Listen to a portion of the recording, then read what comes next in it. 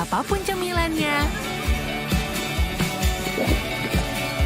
apapun jajanannya,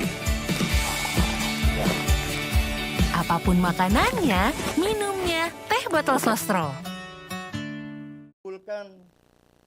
Pengaduan para pengadu untuk sebagian. 2. Menjatuhkan sanksi peringatan keras terakhir kepada Hasyim Asyari selaku Tradu 1.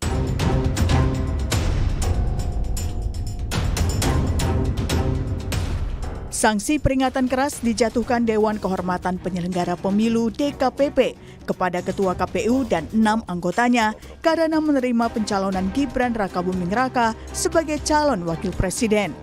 Menurut DKPP, Komisi Pemilihan Umum seharusnya mengubah terlebih dahulu peraturan KPU soal syarat usia Capres-Cawapres usai putusan MK yang membolehkan usia Capres-Cawapres di bawah 40 tahun asal pernah menjadi kepala daerah.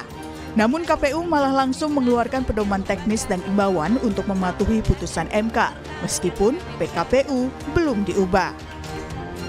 Dijatuhi sanksi peringatan keras, KPU memilih untuk tidak berkomentar.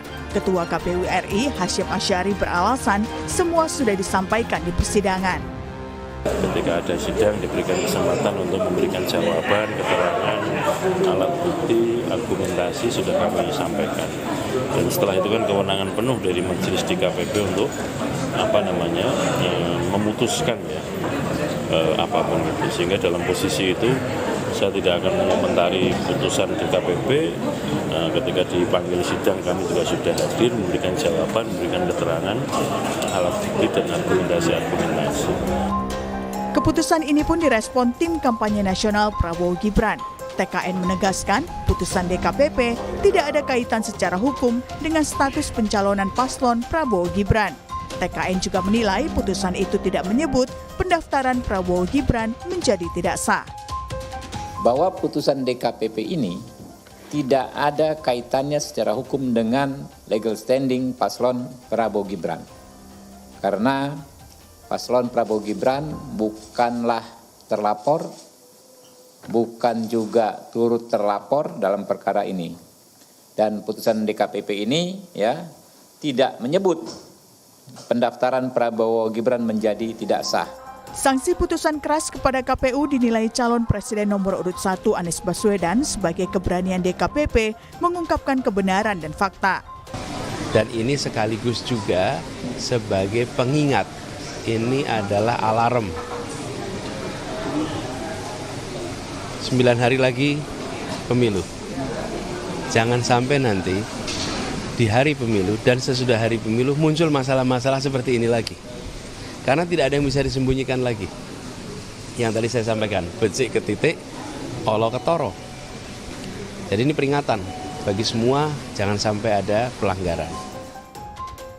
Sementara itu calon presiden nomor urut 3 Ganjar Pranowo menyebut putusan DKPP sebagai pelajaran bagi demokrasi. Tahu apa kemudian hukuman yang diberikan pada soal etika ini. Maka mudah-mudahan menjadi pembelajaran buat kita semua. Maka dalam closing statement saya tadi malam demokrasi mesti dilaksanakan dengan baik-baik ya. Tidak boleh ada yang mengangkangi demokrasi, prosesnya berjalan dengan baik dan lihatlah. Kalau MK-nya juga kena problem etika, terus kemudian KPU-nya kena etika, apa yang kemudian bisa kita banggakan pada rakyat dari proses pemilu ini? Lalu bagaimana menilai keputusan ini secara hukum? Benarkah tidak akan berpengaruh terhadap keabsahan status pencalonan Prabowo Gibran? Tim Liputan, Kompas TV.